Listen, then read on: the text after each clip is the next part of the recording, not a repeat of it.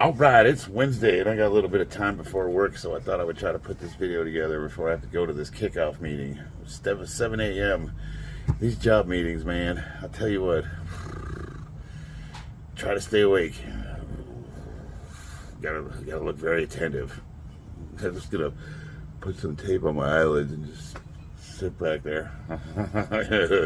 Get some eye drops. No, you know what's funny?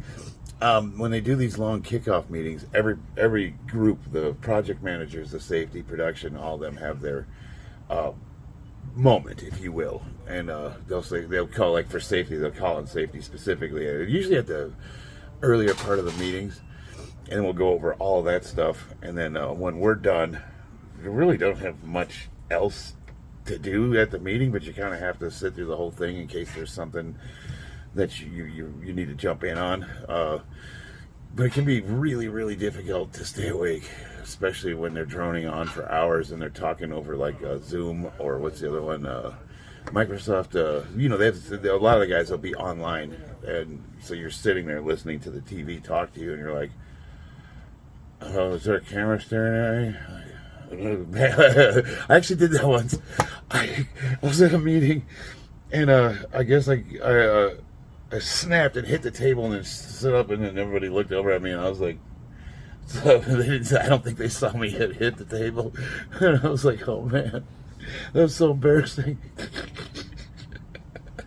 Yeah, there was one time where I had like a little puddle of drool. Like, man, I'm telling you, like when it's, you know, when you're up and you're moving and you're doing your thing, it's easy to stay awake. But if you have to, like, if you're tired and you got to sit in a stuffy room, after about an hour, it becomes really, really hard to stay awake. Really hard. Sometimes you got to stand up and go to the back of the room. It's way better to do that than it is to fall out. Trust me. You know what? We're going to do some responding to comments. I'm in a really good mood. I'm up. I'm ready to go. I did a little bit of physical activity this morning. Tried to working out early instead of later, just to see if that would change the way my days are going. Also, I don't really know what my schedule is, so it's kind of one of those things where you got to get your workouts in whenever you can. You know, don't take for granted that you're going to have time. The last few videos, I've touched on some issues that I was having with work, and one of the things I said is I'm just going to keep doing what I'm doing, and just keep doing what I'm doing, and it'll all work out. And because of my consistency, it kind of has ironed itself out. Everything took care of itself. The state got everything they needed. They got all the documents. There was a lot of extra drama that was created by a couple different people for no reason whatsoever. If they would have just given them what the information they needed instead of trying to contest it, you know, and I understand what they were trying to do. They wanted to, you know, they wanted to pick a fight because we wanted to show that we have our crap together. And I'm just like, just give them what they want and they'll go away. Like, they don't, yeah, whatever. But, you know, things have kind of ironed themselves out, and just one day later, things are looking okay. Everybody seems to be really happy with the job we're doing. So, you know, maybe I made a big deal out of nothing. It is one of those things that I'm going to have to kind of deal with moving forward. But when you know you're going to have to confront these problems whenever things like this crop up, and you have people that are hard to work with, you can kind of, I don't know, factor that in, if that makes sense. Like, you know, these people are going to be difficult, so I can, you know, prepare and add that into the job. So I'm one of those guys, I'm really reactionary. I just sort of do my thing, and as problems pop up, I confront them. But every once in a while, it's like whack-a-mole, you know, it pops up, bink, bink, bink. Every once in a while, one of them will pop up and just punch you in the nuts. Ah, pop. Yeah. Oh, man, didn't see that one coming. And that's kind of what I was dealing with the last couple of days. But, you know, hey, you know, if you're consistent, people see that. You know, when you do the same thing day in and day out, and you're doing the right thing, people know what you're doing. You don't really have to answer for yourself, because you've established a pattern of behavior. And when you do something, when you get accused of doing something that goes against that pattern of behavior, people are more surprised than they are willing to believe that you're guilty of things like that. You know, you get more of a benefit of the doubt. So the bottom line is look, if you have to deal with difficult people, Just focus on yourself, do what you got to do, stay consistent, and in the event, in the long run, things will, they'll come to light, and people will see patterns emerge. People pay attention, and they see what you're doing. First comment of the day. Do your own research. 7297 writes, "Why don't you wear pants?" This is in response to the Angry Marine Rant, talking life, lifting, and comments while training kickboxing. I think I'm with my daughter, and in this video, I'm wearing almost like those Mike Tyson booty shorts. Like, they're as short as you can get, and they're for boxing, believe it or not. They're actually compression shorts.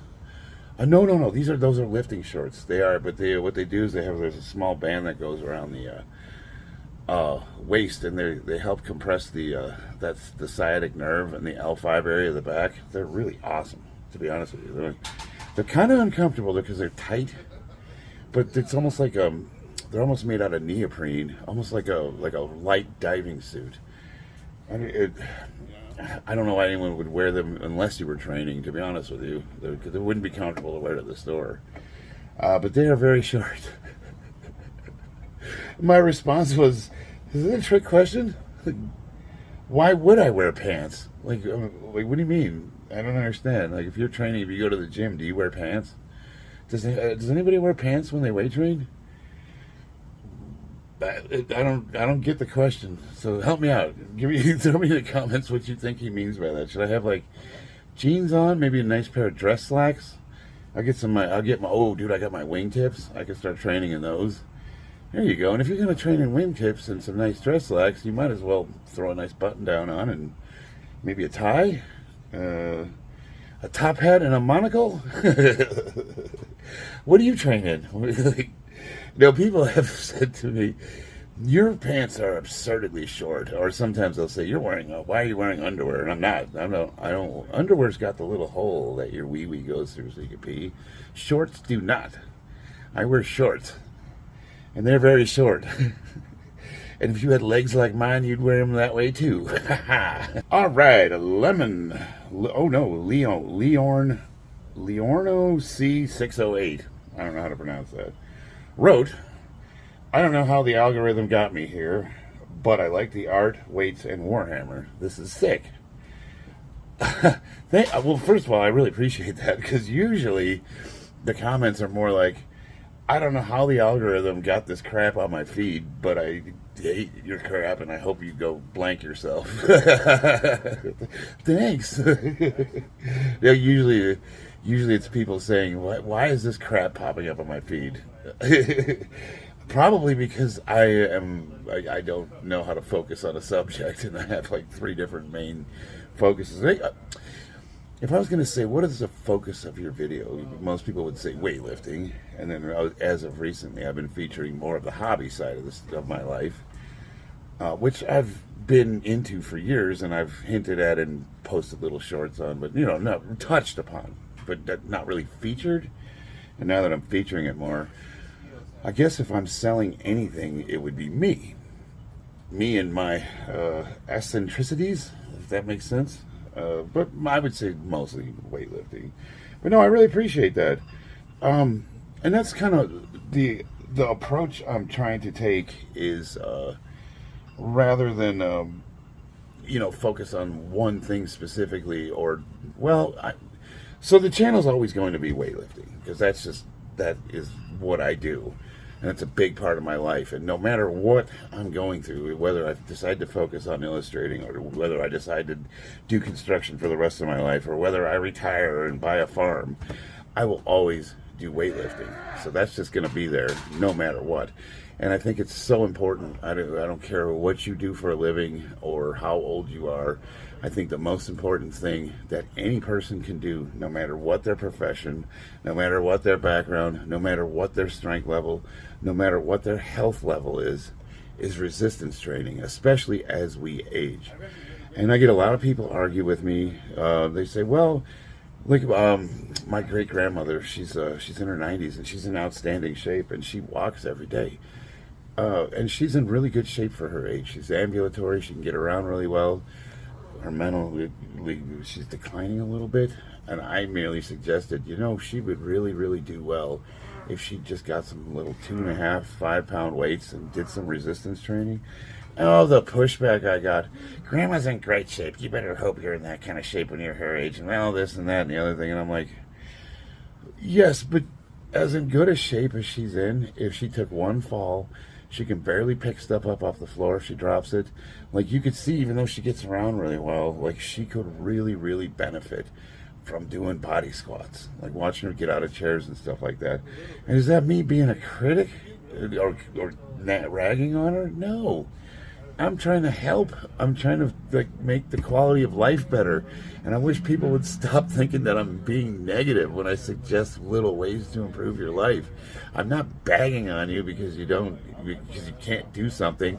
I'm suggesting by making minor changes, you can get to the point where you can do something. Does that make sense?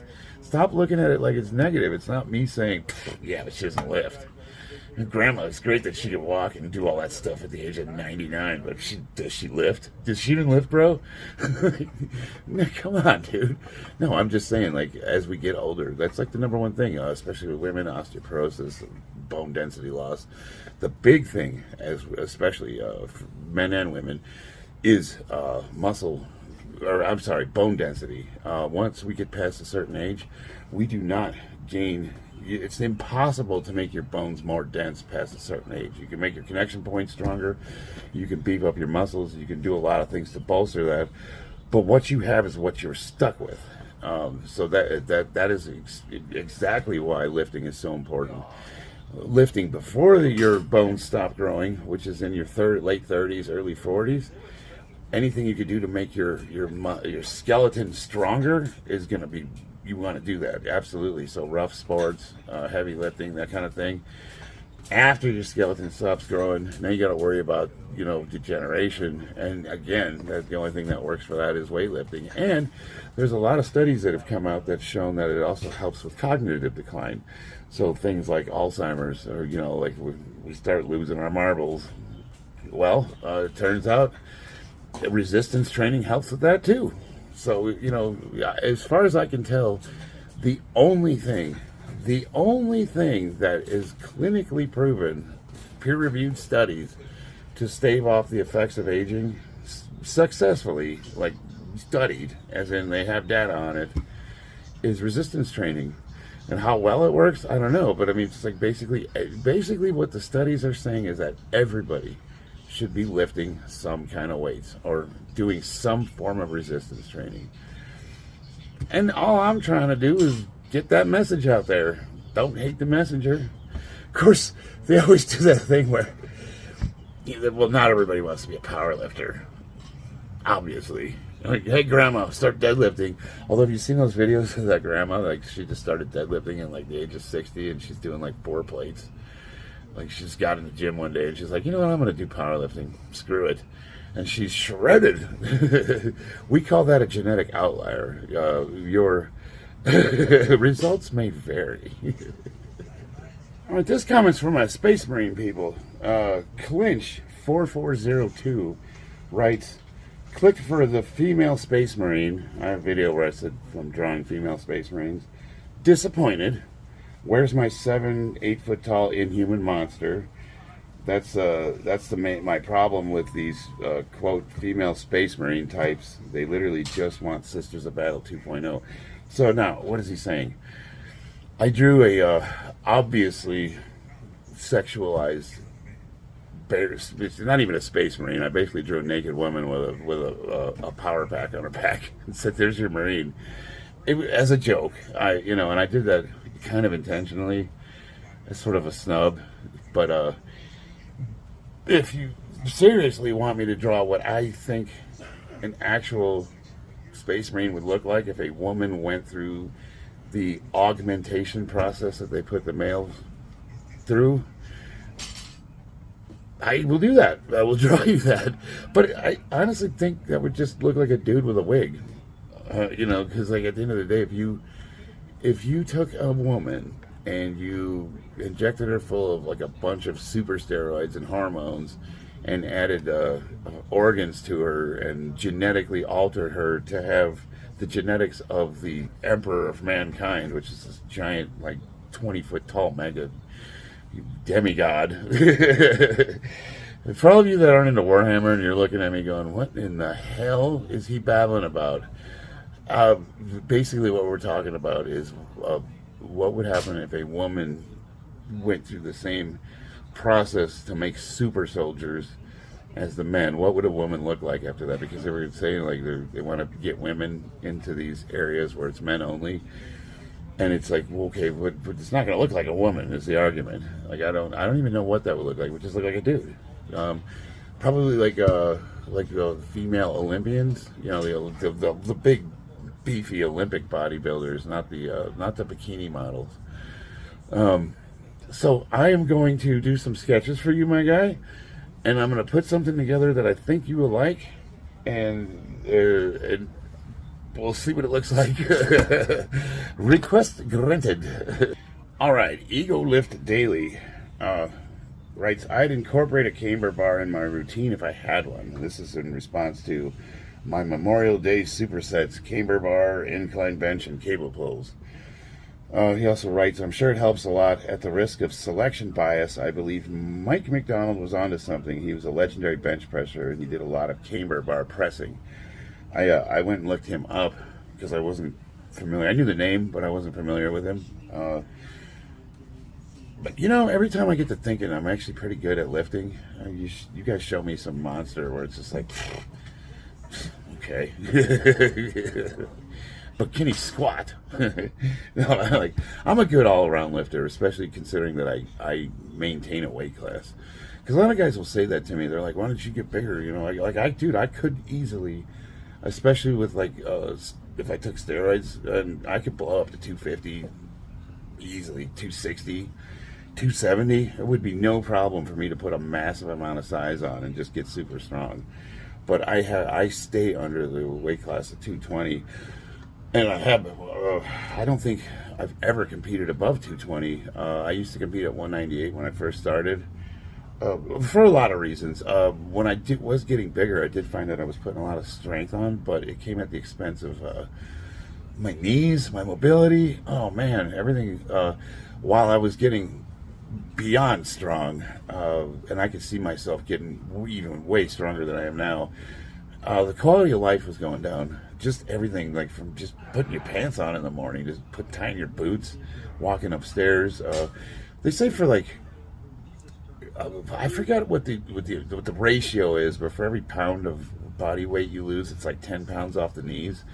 And having had a couple of knee surgeries, it's just, I don't know, we just decided that at my age, it's not really, I just don't want to get any heavier. So, as a matter of fact, I really want to get lighter. I should be around 190 pounds, but I really like that 220. It's a good compromise between, like, you know, putting up with just enough size where, you know, my knees might be sore at the end of the day, but it's still enough to get some strength under the bar, you know what I mean? But, in response to the bar specifically, you know, obviously the easy thing to say is, we'll go buy a camber bar. It's only like $200. You know, yes. But money's tight. I get that. I mean, even for me, $200, it would be an expense where I'd have to really work it into the budget. You know, I don't have $200 to just chuck at whatever I want. So I understand, like, not everybody can just go out and get equipment. So what can you use as an alternative? Dumbbells. Dumbbells, and matter of fact, I would say dumbbells are superior because you can get an even better range of motion. And you can do more with the grips and the angles. Dumbbells are superior. And if I had the money, I would go and buy a really awesome dumbbell set. Now, where dumbbells are inferior is the amount of weight you can safely handle. Because I can put 315 pounds on the barbell and use that 4-inch camber to get a really good stretch. Whereas if I had 150 pound dumbbells, 150, 60, whatever, 315 divided by 2, Marine math, That's not easy to get up and over your head and into place safely. I mean, there's a lot of guys that make it look easy, and I know there's monsters out there that can throw 200-pound dumbbells around like they're nothing. But for the average Joe like myself, I start getting above those 100-pound dumbbells, and it's not the easiest to get them in position. But once they're in position, they are more effective, I would say. Well, I mean, it's really kind of hard to argue against that. They both have their pluses and minuses. I like the camber bar because it's simple and it's easy to handle. I can just put it on the rack, I can load as much weight as I want on it, and then you can just go. And then at the end of the day, I can use that same piece of equipment to do my accessories. I can do rows with it. I can throw it on the ground, do deadlifts. I can do everything. I can do everything with that. I would say I use that camber barbell for, that's the most used barbell I have. It's the cheapest bar I own, and I've gotten the most use out of it. And if anything, if I had the money, I would upgrade and get a really, really nice one, like a nice Duffalo bar, or just something that's a little better built than the cap. But because the cap is like the cheapest one you could buy, and if you put like a significant amount of weight on it, I imagine it would start to bend a little bit. But you know, it'll get you started for sure. You can do a lot with 225 pounds. All right, I got time for one more comment here because this video is getting a little bit long. Since I'm showing you that I'm hitting the double end bag, I will end it with Amaretta Robinson. I didn't even know it was called the double end bag, but I think at least you know that you were too close to it at first, and now you're getting better use out of it.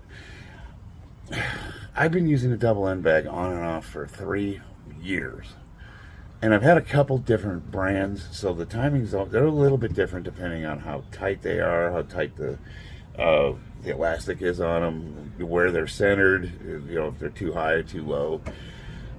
So you can get used to one and then you switch. This is a new one. I just bought this one and I got it from the new boxing store that opened up down the street, and it was pretty expensive. So I got a really good name brand one, and I thought, man, this is gonna probably way better than that cheap one I got on Amazon.